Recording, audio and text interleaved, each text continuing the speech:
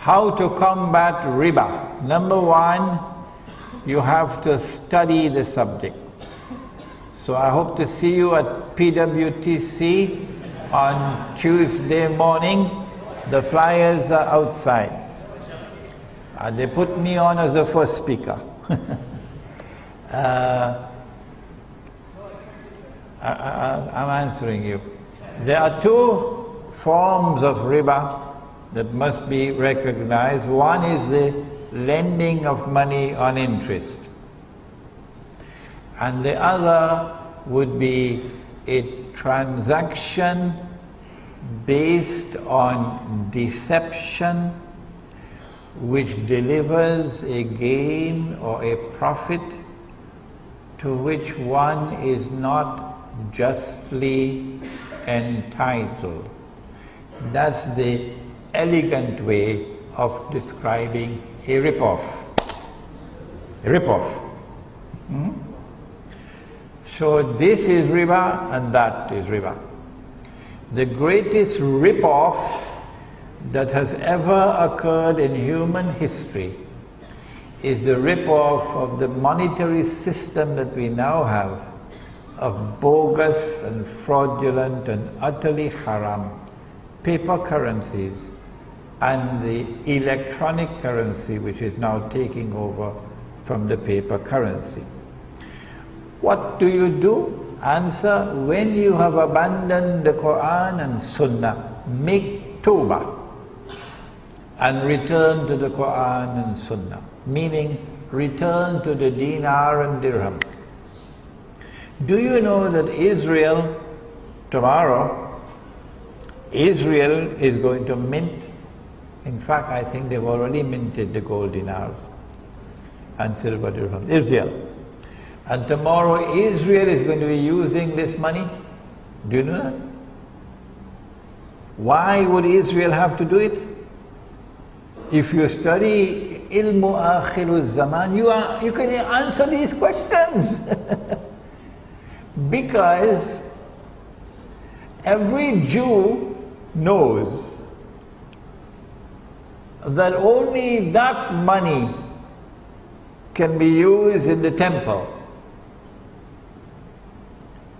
which does not have any human figure on it.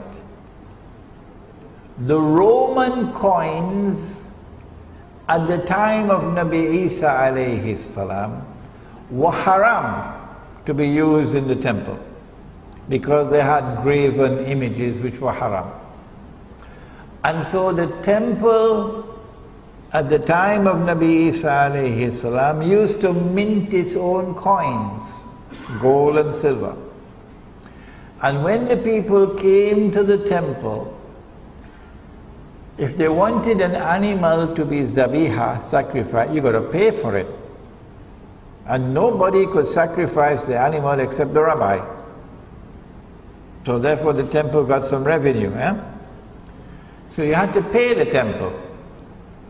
And you had to pay the temple in this money which was halal, not that money which was haram. So when Dajjal stands up in Jerusalem tomorrow, and he has not brought back that halal money, no Jew will accept him as the Messiah.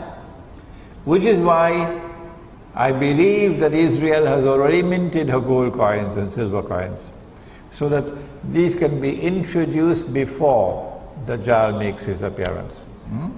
So that's the first thing you can do. Bring back the gold dinar and silver dirham as money. Can you do it in downtown KLCC? I'm not stopping you. You want to try, go ahead. It is my opinion, based on my study of Suratul Kahfi of the Quran. Now let me use the proper Arabic.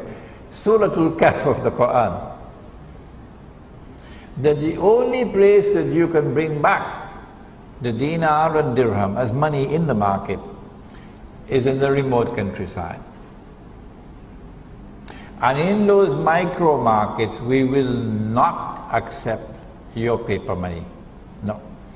Insofar as money being lent on interest is concerned, make tawbah if you have borrowed money on interest to buy your car or to buy your house, make tawbah. Because if you die with that riba, there is no way you can enter into Jannah. Why?